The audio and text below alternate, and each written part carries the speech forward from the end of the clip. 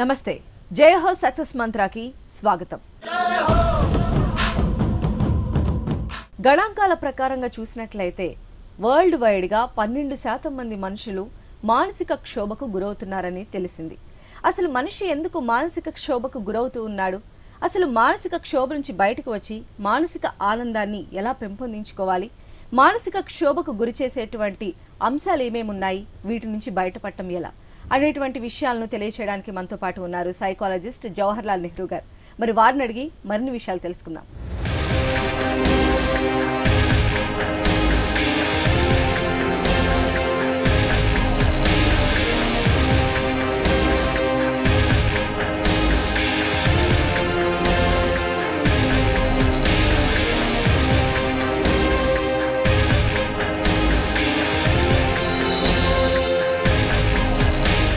నమస్కారం నెహ్రూ గారు. నమస్కారం. ఈ మధ్య కాలంలో కాకపోతే జనరల్గా ఎవరినైనా మనం చూసినట్లయితే కొంచెం సైలెంట్గా ఉన్న అతన్ని వెళ్ళి కదిలించామనుకోండి, ఏంటి ఇలా ఉన్నాం అనగానే వెంటనే టక్కున ఆ పోరా నా మూడేం బాగాలేదు అంటారు టక్కుమని. సో అసలు ఈ మనిషిలో ఉన్నటువంటి ఈ మూడ్ ఏంటి? మూడ్ ఎందుకు ఇన్నిసార్లు స్వింగ్ అవుతూ ఉంటుంది? ఒక సైకాలజిస్ట్గా ఒక మూడ్ని డిఫైన్ చేయండి. అంటే ఒక మనిషి తనలో తాను ఆనందంగా ఉన్నప్పుడు, తన జీవితం తనకి తృప్తిగా ఉంది అని తెలుసుకున్నప్పుడు, తన జీవితంలో తనవి తను నవ్వుకోగలిగినప్పుడు, అంటే తను చేస్తున్న పనులు తనకి క్షోభ కలిగించదు అనుకున్నప్పుడు అతను సంపూర్ణ ఆరోగ్యంతో ఉన్నట్టు లెక్క. అలా కాకుండా తనలో తను చేసుకోలేని పనులు తనే మదన పడుతుండడాన్ని మనం మూడ్ అంటాం. మూడ్ అనేది ఆ వ్యక్తి లోపల ఉన్నటువంటి ఒక భావం. సో అటువంటి మూడ్ లేని వ్యక్తి ముందుకి మీరు ఎన్ని సంఘర్షణలు క్రియేట్ చేసినా లేదా ఎన్ని భావోద్రేకాలు ప్రకటించినా కూడా అతను నార్మల్ కాలేడు. అటువంటిప్పుడు ఆ వ్యక్తి ఎప్పుడు కూడా తనంతటి తను ఒంటరిగా పక్కన ఉండడానికి, తన సమాజం నుంచి దూరంగా ఉండడానికి, తనకేదో నష్టం జరిగిందని లేదా తను దాని నుంచి బయటికి రాలేకపోతున్నా అనేటువంటి ఒక మనోవేదనకు గురవుతూ ఉంటాడు. సో వ్యక్తి తనంతటి తానుగా నా మూడ్ ఏంటి, అసలు నాకేం కావాలి, నేను జీవించడానికి తృప్తిగా ఉండడానికి నాలో ఏ అంశాలు ఉండాలి అని ఆలోచించినప్పుడు ప్రతి వ్యక్తి తన మూడ్ని తన అధీనంలో తను ఉంచుకోవచ్చు. ఎందుకంటే మూడ్ అనేది లోపల తనకి జరిగే సంఘర్షణే తప్ప బయట పరిసరాల వల్ల కాదు. ఇందాక మీరు అన్నట్లు ఎమోషన్స్ బయట వ్యక్తుల ద్వారా వస్తాయి, మూడ్ అనేది నాలో నాకు వస్తుంది. సో ఎదుటి వ్యక్తులు ఎన్ని ఎమోషన్స్ క్రియేట్ చేసినా, అంటే ఒక వ్యక్తి నన్ను తిట్టినా, నా మీద కోపం ప్రకటించినా, లేదా నా నుంచి దూరంగా వెళ్ళిపోయినా, లేదా ఒక సంఘటన నా మీద ఒత్తిడి క్రియేట్ చేసినా, లేదా నాలో ఒత్తిడి తగ్గించినా కూడా నేను దాన్ని ఆస్వాదించే స్థితిలో ఉన్నంత వరకు అది ఆరోగ్యంగానే పరిగణించలేను. సో ఒక్కొక్కసారి చిన్న సంఘటనలే ఎదుటి వ్యక్తికి చాలా సింపుల్గా ఉండొచ్చు, కానీ ఈ వ్యక్తి యొక్క మానసిక క్షోభకి చాలా పెద్ద కారణాలు అవుతాయి. ఇటువంటి వ్యక్తులు దాన్ని ఇంత చిన్న విషయానికి ఈ మనిషి ఇలా చేసుకున్నాడా అని మనం అనుకుంటామే, కానీ ఆ చిన్న వస్తువే అతనికి చాలా మూడ్ డిస్టర్బెన్స్ క్రియేట్ చేసి ఉండొచ్చు. ఇప్పుడు ఒక 6వ క్లాస్ నుంచో 7వ క్లాస్ నుంచో 8వ క్లాస్ నుంచో 9వ క్లాసు 10వ క్లాసు 5 సంవత్సరాలు చదువుకున్న ఒక విద్యార్థి ప్రతి సంవత్సరం ఒక 6 సబ్జెక్టులు చొప్పున 5 సంవత్సరాల్లో 30 పరీక్షలు పాస్ అయిన వ్యక్తి ఒకే పరీక్ష 10th క్లాస్లో పోతే, అంటే 30లో 29 పాస్ అయిన వ్యక్తి ఒక్కటి ఫెయిల్ అయ్యాడు అంటే మన దృష్టిలో అతను తెలివైనాడని అనుకుంటాం. కానీ ఆ వ్యక్తి తన జీవితాన్ని ముగించుకోవచ్చు, ఎందుకంటే ఆ ఒక్క సబ్జెక్టే తనకి చాలా ముఖ్యమైనదిగా జనాలు అతని మీద ప్రభావితం చేస్తారు. సో ఇక్కడ నా మూడ్ రీత్యా ఏ చిన్న విషయానికి నేను ఎక్కువ కేటాయిస్తున్నాను, ఏ విషయాన్ని నేను పరిగణలో తీసుకుంటున్నాను అన్నదే నా మీద ఒత్తిడి క్రియేట్ చేస్తుంది తప్ప బయట ఒత్తిళ్ళు నా మీద ఎటువంటి ప్రభావం చూపించలేవు. నా మూడ్ బాగోనప్పుడు ఇందాక మీరు చెప్పినట్లు ఒక వ్యక్తి వచ్చి జోక్ చెప్పచ్చు, నేను నవ్వను, ఎందుకంటే నా మూడ్ బాగోలేదు కాబట్టి. సో నా మూడ్ని నేను నియంత్రించుకోవాలనుకున్నప్పుడు నేను ప్రదర్శించే విధానం, నాలో నేను పడుతున్న సంఘర్షణ నేను హ్యాండిల్ చేసుకోగలిగితే నా జీవితం చాలా బాగుంటుంది. మూడ్ బాగాలేకపోవడం దగ్గర నుంచి తర్వాత అది మానసిక సంఘర్షణకి వెళ్ళిపోయి అలా వాళ్ళు మొత్తం లైఫ్ని స్పాయిల్ చేసేసుకుంటున్న సిచ్యువేషన్ ఉన్నది కదా, మరి దీన్ని ఎలా చూడాలంటారు? అంటే అసలు ఈ సంఘర్షణ నాకు అవసరమా, నా జీవితంలో నేను కోరుకుంది అంటే ప్రతి మనిషికి ఒక పెర్సెప్షన్ ఉంటుందండి, ఒక పెర్వియల్ వ్యూ అంటాం. అంటే తన జీవితాన్ని తను చూసే కోణం అనమాట. ఆ కోణంలో తను ఉన్నంత వరకు ఎవరు తనని డిస్టర్బ్ చేయలేరు. అంటే ఇప్పుడున్న స్టాటిస్టిక్స్ ప్రకారం 82.7% ప్రజలు పడుతున్న అత్యధిక మనోవ్యాధి ఏంటంటే పక్క వాళ్ళు ఏమనుకుంటారు. అంటే ఇతరుల కోసం జీవిస్తున్నాం, ఇతరుల కోసం వస్తువులు కొంటున్నాం, ఇతరుల కోసం ఆడంబరాలు చేస్తున్నామే తప్ప నా కోసం నేను ఎంత చేసుకుంటున్నాను, ఇది నాకు అవసరమా, ఇది నాకు జీవితంలో ముఖ్యమా అని నేను అనుకున్నప్పుడు తప్పకుండా దాన్ని సాధిస్తాడు. అంటే ప్రతి వ్యక్తి తనకేం కావాలో తన జీవిత ప్రయాణాన్ని నిర్ణయించుకున్నప్పుడు తను ఎవ్వరూ డిస్టర్బ్ చేయలేరండి. అంటే ఒక విధంగా చెప్పాలంటే సముద్రంలో ఎంత నీరు ఉన్నప్పటికీ కూడా పడవ మునిగేది సముద్రంలో ఉన్న నీటి వల్ల కాదు, పడవలోకి వచ్చిన నీరు వల్ల. సో మీరు అన్న మాటలు నాకు ఎప్పుడు బాధ కలుగుతాయంటే నేను మనసులోకి తీసుకున్నప్పుడు. అలా కానంత వరకు నా జీవితం నా వ్యక్తిత్వం నాకు తెలుస్తుంది కాబట్టి నేను డిస్టర్బ్ కాను. నేను డిస్టర్బ్ కాకుండా నన్ను నేను మెయింటైన్ చేసుకోగలగడాన్ని ఒక విధంగా స్థితప్రజ్ఞత అంటాం. అంటే భగవంతుడు జంతువులకు లేనిది మనిషికి ఇచ్చిన మేధాశక్తి ఏదైతే ఉందో ఈ ఆలోచన శక్తిని నేను ఉపయోగించుకోవడం నాకు రావాలి. ఈ ఆలోచన శక్తిని నా జీవిత లక్ష్య దిశగా నేను ప్రయాణించే దిశగా నాకు కావాల్సిన అనుకూలంగా నేను పెట్టుకున్నప్పుడు తప్పకుండా నా లక్ష్యాన్ని సాధిస్తాను. సాధించలేంది అంటూ ఏదీ లేదు. ఓన్లీ థింగ్ నేను కోరుకున్నప్పుడే. అంటే నేను లేవాలనుకుంటే 4 గంటలకి లేవగలను, నేను లేవాలనుకుంటే 11ంటికి లేవగలను. కానీ ఎప్పుడు లేవాలి అన్నది నేను నిర్ణయం తీసుకున్నప్పుడు పక్క వాళ్ళు దాన్ని అంగీకరించవచ్చు, అంగీకరించలేకపోవచ్చు. సో నేను తీసుకున్న నిర్ణయాల్ని నేను కట్టుబడి ఉండడాన్నే కమిట్మెంట్ అంటారు. అయితే ఒక పరిపూర్ణ మనిషికి కావచ్చు ఉండాల్సినటువంటి ఆ 6 డైమెన్షన్స్ ఏంటంటారు? అంటే ప్రతి వ్యక్తి కూడా తన ఒక జీవితంలో సంపూర్ణ తృప్తిగా జీవించాలంటే 6 కోణాలు ఉండాలండి. ఈ 6 కోణాలు కూడా తన జీవితంలో వచ్చిన ఏ ఒత్తిడి అయినా సరే ఎదుర్కొని బయటికి రావడానికి తీసుకొస్తాయి. ఇందులో ఫస్ట్ వన్ మేమేంటంటే ఇన్వెస్టిగేటర్ అంటాం. అంటే ప్రతినిత్యం ఒక అన్వేషణ సాగుతూ ఉండాలి. నాకేం కావాలి, రేపు నాకేం కావాలి, నేనేం చేయాలి, ఇలా ఆలోచన మనుషులు ఎప్పుడైతే ఉంటుందో భవిష్యత్తు మీద ఒక ప్రణాళిక ఉంటుంది. ఈ ప్రణాళిక అత్యధిక ఒత్తిడి అయ్యి ఉండకూడదు. అంటే నాకేం కావాలన్న అన్వేషణలో నేను వెతుక్కునేది నా సమకూరిన సద్ధంగా ఉంటుంది కాబట్టి నేను దాన్ని తప్పకుండా సాధిస్తాను. ఈ ఇన్వెస్టిగేటర్ ఎప్పుడు కూడా ఏం చెప్తూ ఉంటాడంటే నువ్వు ఇప్పుడు ఇక్కడ ఉన్నావు, ఇక్కడి నుంచి ఈ స్థితికి వెళ్ళాలి, ఈ స్థితికి వెళ్తే నీ జీవితం బాగుంటుంది, ఈ స్థితి నుంచి ఇంకొంచెం స్థితికి నువ్వు వెళ్ళగలవు, ఇలా చేయొచ్చు అనేటువంటి ఒక ఇన్వెస్టిగేషన్ మార్గం. అంటే నువ్వు వెళ్ళడానికి ముందు నీకు మార్గం రెడీ చేస్తాడు. ఈ ఇన్వెస్టిగేటర్ ఎప్పుడు కూడా మీలో ఉండడం వల్ల మీరు ఈ జీవితం నాకు ఇంకా చాలు అనేటువంటి కంఫర్ట్ జోన్ నుంచి బయటకు వస్తారు. అంటే ఉన్న స్థితి నుంచి ఉన్నత స్థితికి వెళ్తారు. నేను ఇక్కడ ఉన్న దాంతో తృప్తిగా ఇలాగే మరణిస్తాను నుంచి లేదు, నా గురించి చరిత్రలో లిఖించబడాలి. అనేక మంది పుట్టారు, నేను పుట్టాను, కానీ నేను ఇక్కడ చరిత్ర చదువుకోవడానికి కాదు, చరిత్ర సృష్టించడానికి వచ్చాను అన్న ఆలోచనలో నా జీవితాన్ని నేను అన్వేషించుకుంటా. అంటే ఒక విధంగా అంతర్మదనం చేసుకుంటాను. నా శక్తి ఏంటి, నా బలాలేంటి, నా బలహీనతలు ఏంటి. అందరికీ అన్ని బలాలు ఉండకపోవచ్చు. నా బలాలేంటో నేను తెలుసుకొని నా బలహీనతలు ఏవో నేను తగ్గించుకుంటే తప్పకుండా నేను విజయాన్ని సాధిస్తాను. దీన్నే ఒక విధంగా చెప్పాలంటే కంటెంప్టేషన్ అంటారు. అంటే ఒక విధంగా నా బలహీనతలు నేను తగ్గించుకున్నప్పుడు ఆటోమేటిక్గా నేను బలవంతుని అయిపోతాను. సో నా దగ్గర ఒక 97 చెడు లక్షణాలు ఉండి 3 మంచి ఉన్నప్పుడు నేను ఆ 3 ఉన్నాయని బాధపడడం కంటే ఒక్కొక్క కొత్త మంచి లక్షణం నేర్చుకుంటూ వెళ్తే, ప్రతి వ్యక్తి నుంచి ఒక మంచిని నేర్చుకుంటూ వెళ్తే కొద్ది రోజులకి నా మంచి లక్షణాలు 97 అవుతాయి, నా చెడు 3 అవుతాయి. తర్వాత ఆ 3 కూడా నేను నివారించవచ్చు. సింపుల్గా చెప్పాలంటే మనం యూకేజీలో నేర్చుకుంటాం, Johnny yes papa telling lies no papa, అబద్ధాలు చెప్పద్దు అని. కానీ ఈ రోజుకి అబద్ధాలు చెప్తూ ఉంటాం. ఎందుకు అంటే చదువుకున్నామా అంటే చదువుకున్నాం, కానీ దాన్ని ఆచరించాం. ఏం చదువుకున్నానో దాన్ని ఎంత ఆచరించాలి అని ఆలోచించడమే ఇన్వెస్టిగేటర్ పని. సో నా దగ్గర ఉన్న ప్రతి శక్తి నేను చదువుకున్న ప్రతిదాన్ని అప్లికేషన్లో పెట్టాలి. అంటే తెలుసుకోవడం కాదు, knowing is not knowing, doing is knowing అంటాడు. అంటే తెలిసిన ప్రతిదాన్ని ఆచరించాలి అన్న కోణంలో వెళ్ళినప్పుడు కొత్తది కనిపెట్టాలన్న ఆలోచన ముందుకు వస్తుంది. అంటే ఉన్నదాని నుంచి మరింత మెరుగ్గా ముందుకెళ్ళగలిగినప్పుడు ప్రతిరోజు ఒక కొత్త జీవితం స్టార్ట్ అవుతుంది. ఏదో ఒక బియ్యం తెచ్చామా, ఒక అన్నం వండేమని కాకుండా రేపు దీని నుంచి ఇంకేం వండగలం, ఎల్లుండి ఇంకో కొత్త డిష్ ఏం వండగలం, ఆ తర్వాత ఇంకో డిష్ ఏం వండగలం. అలా ఒకే విషయం నుంచి 10 మనం నేర్చుకుంటూ వెళ్ళినప్పుడు మన దగ్గర అనేక విషయాలు బయటపడతాయి. మనం సంపూర్ణంగా తృప్తిగా ఉంటాం. మనలోని కళను చూసి 10 మంది పొగుడతారు, మనకు ఆనందం వస్తుంది. ముఖ్యంగా నేనేదో సాధించానన్న ఒక బలమైన నమ్మకం ఏర్పడుతుంది. ఇన్వెస్టిగేటర్ ఎప్పుడు అదే చేస్తాడు. నువ్వు సాధించగలవు అని చెప్తాడు, సాధించావు అని చేసి చూపిస్తారు. ఇది ఇన్వెస్టిగేటర్ కోణం. రెండో కోణం చీర్ఫుల్ మాస్టర్. ఎప్పుడు నవ్వుతూ ఉండాలి. ఎవరేమైనా ఏదేమనుకున్నా నువ్వు నీ నవ్వును కోల్పోవద్దు. ఎందుకంటే నువ్వు తృప్తిగా ఉన్నప్పుడే ప్రపంచానికి తృప్తినివ్వగలుగుతావు. నువ్వు బాధతో ఉంటే ప్రపంచానికి బాధ ఇస్తావు. సో నీ దగ్గర ఏముందో అదే నువ్వు ప్రపంచానికి ఇవ్వగలవు. కాబట్టి ముందు నువ్వు సంతృప్తిగా ఉండాలి. అది ఎక్కడైనా ఉండని, ఏ వస్తువైనా కానీ, ఏ తిండైనా తిని, ఏ చదువైనా చదువుకొని నేను తృప్తిగా ఉన్నానా, ఎస్ నేను ఆనందంగా ఉన్నాను అని ఎవరికి వాళ్ళు అనుకోవాలి. అంటే జోక్ వేసి పక్క వాళ్ళ మీద నవ్వడం కాదు, నా మొహం చూసుకుని నేను నవ్వుకోగలగడమే నా గుండె ధైర్యం అవుతుంది. దీన్నే మేము గట్ ఫీలింగ్ అంటాం.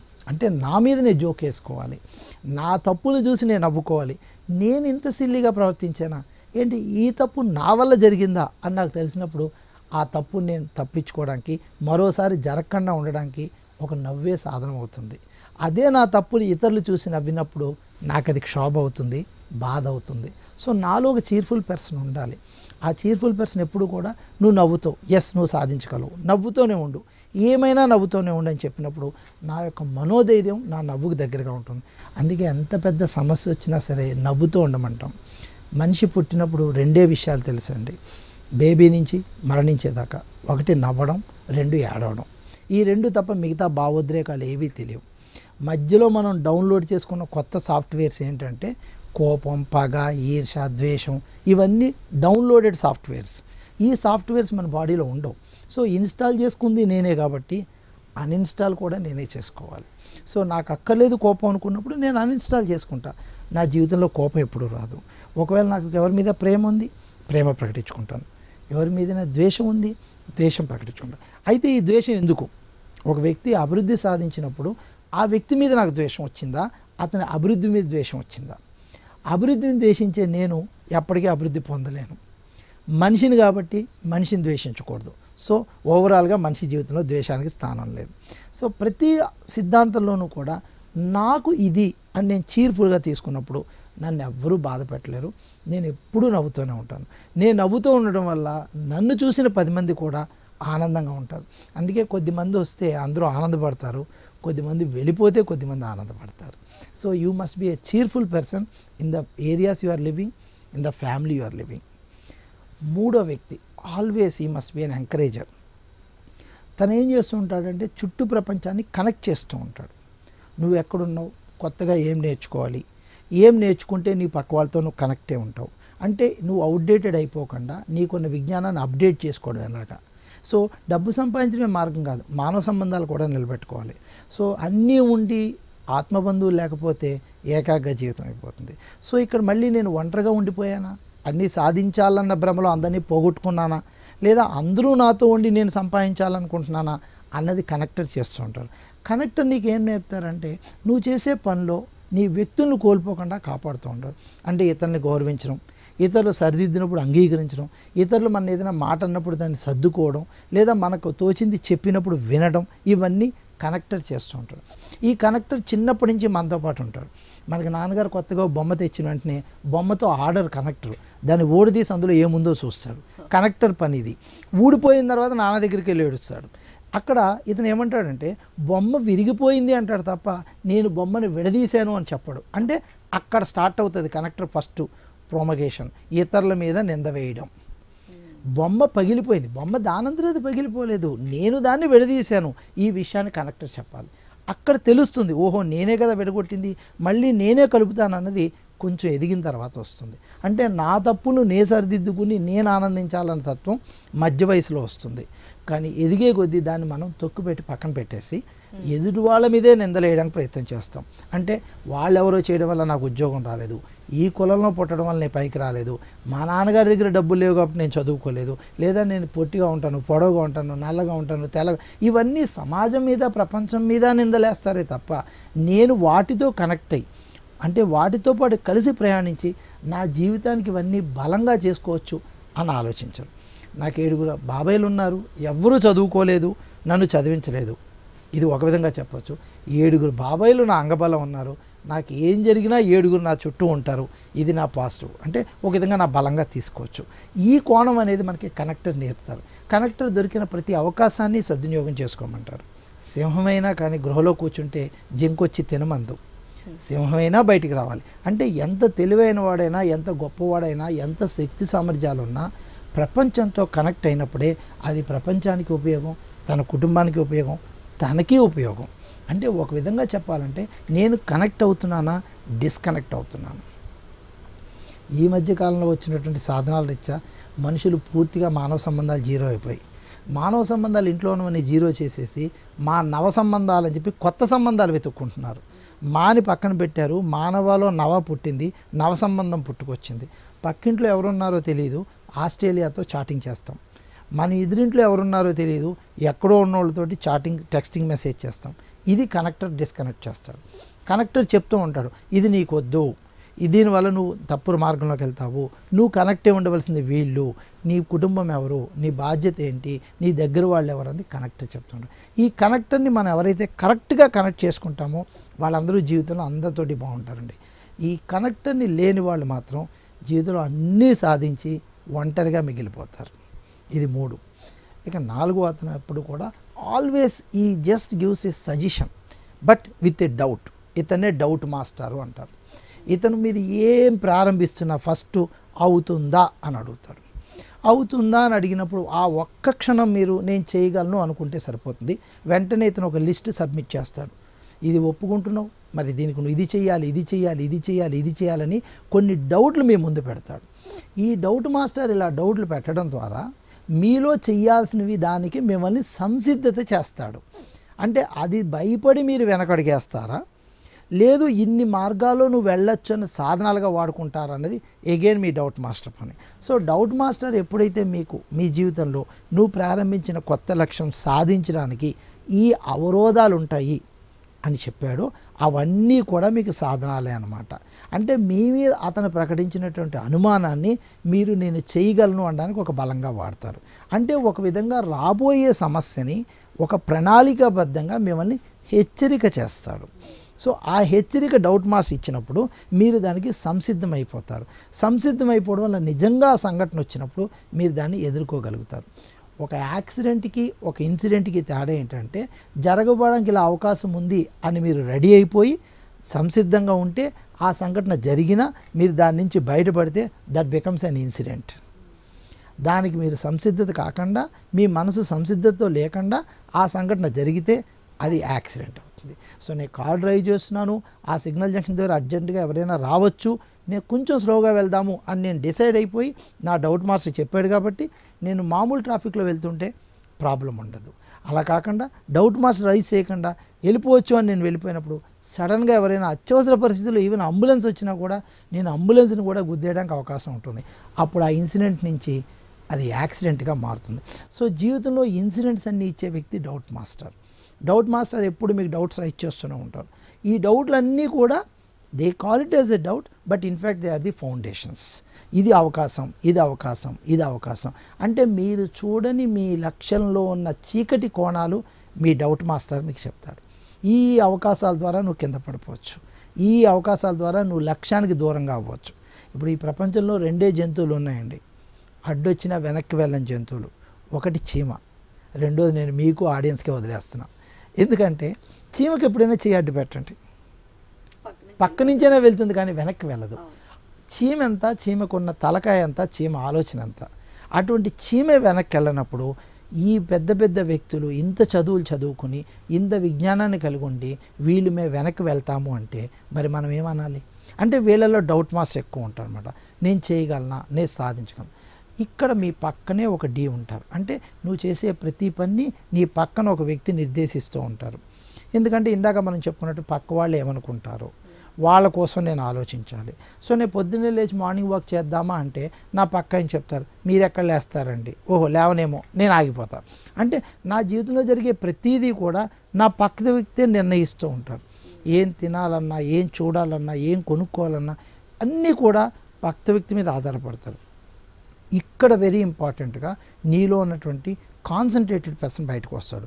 ఇతను చెప్తాడు నువ్వు కూడా ఆలోచించగలవు, నువ్వు కూడా నిర్ణయాలు తీసుకోగలవు, నువ్వు కూడా ఒక నిర్ణయం తీసుకో, దానివల్ల వచ్చే ఫలితం నీకు దక్కుతుంది. దీని భగవద్గీతలో చెప్తారు స్వబుద్ధి సగనాశనం, పరబుద్ధి పరమనాశనం అని. సో నా అంతటి నేను ఆలోచించినప్పుడు నేను తీసుకునే నిర్ణయం వచ్చేటువంటి ప్రతిదీ కూడా నాకు ఒక అనుభవంగా మారుతుంది. అది మంచి అయితే ఒక ఫలితం ఇస్తుంది, తప్పు అయితే ఒక అనుభవం వస్తుంది. దీన్నే మనం కొంచెం యుద్ధాల్లో పూర్వకాలం చూసినట్టయితే మనం యుద్ధం చేద్దాం, యుద్ధం చేస్తే ఏమవుతుంది, విజయమో వీర స్వర్గమో. విజయం వచ్చిందా రాజ్యం వస్తుంది, మరణించామా స్వర్గానికి వెళ్తాం, రెండూ లాభమే. ప్రయత్నం అయితే చేద్దాం. ఈ కోణం మనకి డౌట్ మాస్టర్ నుంచి ఖర్చి కనెక్టర్ చెప్పడం ద్వారా మనలో ఉన్న కాన్సన్ట్రేటెడ్ ఎంకరేజ్ చేస్తాడు. సో ఇతను ఎప్పుడూ చెప్తూ ఉంటాడు, ఒక సమస్య వచ్చి ఇలా స్టక్ అయిన వెంటనే లేదు ఇదివరకు నువ్వు ఇన్ని సాధించావు, ఇది కూడా చేయగలవు అన్నటువంటి ఎంకరేజ్ అక్కడ స్టార్ట్ అవుతుంది. అంటే కాన్సన్ట్రేట్ ఏం చేస్తుంటా అంటే ఇదివరకు మీరు సాధించిన విజయాలన్నీ మూట కట్టుకుని రెడీగా పెట్టుకుంటూ ఉంటాడు. మీరు ఒక్క అడుగు వెనక్కేద్దాం అని వెంటనే ఆ మొత్తం మీ మీద పోసి ఇగో ఇది నీ ఆస్తి, ఇంతమంది నీకున్నారు, ఇన్ని పరీక్షలు నువ్వు పాస్ అయ్యావు, ఇన్ని నువ్వు సాధించావు, మళ్ళీ మీరు వెనకడకుండా ముందుకెళ్ళడానికి అవకాశం ఉంటుంది. ఎందుకంటే మీరు ఏం మాట్లాడుతున్నా ఏం చేస్తున్నా కూడా టోటల్ కాన్సన్ట్రేషన్ మీ దగ్గర ఉన్నప్పుడు మీరు స్తబ్దతతో ఉండలేరు. ఎందుకంటే ప్రవహించే నీరు ఎప్పుడు కూడా పవిత్రంగా ఉంటుంది, నిలకడగా ఉండిపోయిన నీరే మురికిగా అవుతుంది. సో మీరు ముందుకు వెళ్ళిపోతున్నంత వరకు మీ జీవితంలో ఏదో ఒకటి సాధిస్తూనే ఉంటారు. ఆ సాధించేది చిన్నదై ఉండొచ్చు, పెద్దదై ఉండొచ్చు, కానీ ప్రతి సాధించడం కూడా ఒక యాడ్ ఆన్ వాల్యూవే. ఇలా ప్రతిదీ పెంచుకుంటూ ముందుకెళ్ళినప్పుడు తెలియకుండా ఒకరోజు ఏదో పెద్దదనుకున్న లక్ష్యం మీ చేతిలో మీ ముందు చాలా సునాయాసంగా వచ్చేస్తుంది. అప్పుడే మీకు జీవితం మీద తృప్తి అన్నది మిగులుతుంది. ఈ మానసిక ఆనందం అంటే ఏంటండి? మానసిక ఆనందం అనేది ఒక స్థితి అండి. ఇన్ఫ్యాక్ట్ ఆనందం మానసికం అనేది ఒక స్థితి. ఇక్కడ శారీరకం వేరు, మానసికం వేరు. శారీరకం అనేది శరీరానికి జరిగేది, మానసికం అనేది మనసుకి జరిగేది. ఈ రెండు ఇంటర్లింక్డ్ అయ్యి ఉంటాయి. ఇప్పుడు నేను నవ్వాలి అంటే తలకాయ పైకెత్తి ఆహాహా నవ్వుతాను, కానీ తలకాయ కిందకి పెట్టి నవ్వలేను. అట్ ద సేమ్ టైం ఏడవాలి అంటే తలకాయ పైకెత్తి ఏడవలేను, తలకాయ కిందకి నుంచి ఏడుస్తాను. అంటే తెలియకుండా మనిషి యొక్క మానసిక స్థితి అతని శరీరం మీద ప్రభావితం చూపిస్తుంది. సో మానసిక ఆనందం ఉండాలంటే ఫస్ట్ నేను తృప్తిగా ఉండాలి. నేను చేస్తున్న ప్రతి పనిలో స్వచ్ఛత కావాలి. ముందు నేను దాన్ని తీసుకుని నాకు అవసరమా అన్న కోణంలో తీసుకోవాలి. నేను చేయగలనా నుంచి చేశాను స్థితికి వచ్చడమే మానసిక ఆనందం అవుతుంది. అది ఎంత పనైనా కావచ్చు. ఇక్కడ అతనికి డిగ్నిటీ ఆఫ్ లేబర్ మనం కామన్గా చెప్తాం. ఇప్పుడు డాక్టర్ చదువుకున్న వ్యక్తి ఓన్లీ పేషెంట్స్నే చూస్తానంటే సరిపోదు. అతను మార్చురీలోకి వెళ్ళి పోస్ట్ మార్టం చేయాల్సి ఉంటుంది. అక్కడ ప్రాణం లేని ఒక జీవం యొక్క భాగాన్ని సృష్టించి పరిగణలో తీసుకుని రిపోర్ట్ రాయాల్సి ఉంటుంది. అంటే అతను మానసిక ఆనందంగా ఉన్నప్పుడే ఆ పని చేయగలడు తప్ప ఇది నా వల్ల కాదు అనుకుంటే అతను గొప్ప డాక్టర్ అవ్వలేడు, శరీర భాగాలు చూడలేడు, అతను కొత్త కోణంలో ఏమి రావచ్చు, ఏమి నివారించవచ్చు అన్నది చెప్పలేడు. సో ఒక మనిషి తను చేస్తున్న పనిని సంపూర్ణంగా తీసుకోగలిగితే అదే మానసిక ఆనందం అవుతుంది. దీన్నే మనం ఇంగ్లీష్లో ఇంట్రెస్ట్ అంటాం. INTEREST ఇంట్రెస్ట్ అంటే రెస్ట్ అందులోనే ఉంది. REST ఇంట్రెస్ట్ ఉన్న వ్యక్తికి రెస్ట్ ఉంటుంది. అతను 16 గంటలు పనిచేసినా రెస్ట్ ఫీల్ అవుతాడు. ఇంట్రెస్ట్ లేని వ్యక్తికి రెస్ట్లెస్ అంటాం. అతను చాలా దుర్భరంగా, చాలా భయంకరంగా తను చేస్తున్న పనిని తను ఆనందించలేకుండా ఏవో తప్పులు చేస్తూ ఉంటాడు. ఈ మానసిక క్షోభకు గురవుతున్నటువంటి వారిని బయటికి తీసుకువచ్చేటువంటి మార్గాలు ఏమైనా ఉన్నాయా? డెఫినెట్లీ ఉంటాయండి. ఫస్ట్ ఒక మనిషి మానసిక క్షోభకు గురవుతున్నాడు అన్నప్పుడు మేము ఆ వ్యక్తిని ఒకటే చెప్తాం, నువ్వు ఏదైతే నువ్వు ఆలోచిస్తున్నావో, ఏదైతే నిన్ను బాధ పెడుతుందో అది నీకు అప్పుడు అవసరమా అన్నది దాన్ని అడుగుతాం. ఇప్పుడు తల్లిదండ్రులు ఉన్నారనుకోండి, మా అబ్బాయి లేవట్లేదు, చదవట్లేదు అంటారు. వాళ్ళు చాలా టెన్షన్ పడిపోతూ ఉంటారు. లేవడం, చదవడం అనేది పిల్లల పని. ఫీజులు కట్టడం, యూనిఫామ్లు కొనడం అనేది తల్లిదండ్రుల పని. అంటే ప్రతి పనికి ఒక పరిధి ఉంటుంది. ఆ పరిధి దాటి మీరు అక్కడికి వెళ్ళడం వల్ల మీరు మానసిక క్షోభకు గురవుతున్నారే తప్ప బాబు బాగానే ఉన్నారు. సో మేము మా దగ్గరికి వచ్చినప్పుడు ఆ వ్యక్తికి మీరు ఈ కోణాలు ఆలోచిస్తున్నారు, ఇది మీ పరిధి దాటి వెళ్తోంది, ఇది మీకు సంబంధం లేనివి అనే విషయం చెప్పినప్పుడు తనకు అర్థమవుతుంది. నా లిమిట్ నాకు తెలిసినప్పుడు నా ఆట చాలా బాగుంటుంది. అది ఒక కబడ్డీ కావచ్చు, ఒక క్రికెట్ కావచ్చు, ఒక వాలీబాల్ కావచ్చు. లిమిట్లెస్ లేకుండా నేను వెళ్ళిపోయినప్పుడు అక్కడ నేను ఏం సాధించినా మార్కులు రావు నాకు. So with in my frame work if I start play the game, the rules will be nice and the result will be success.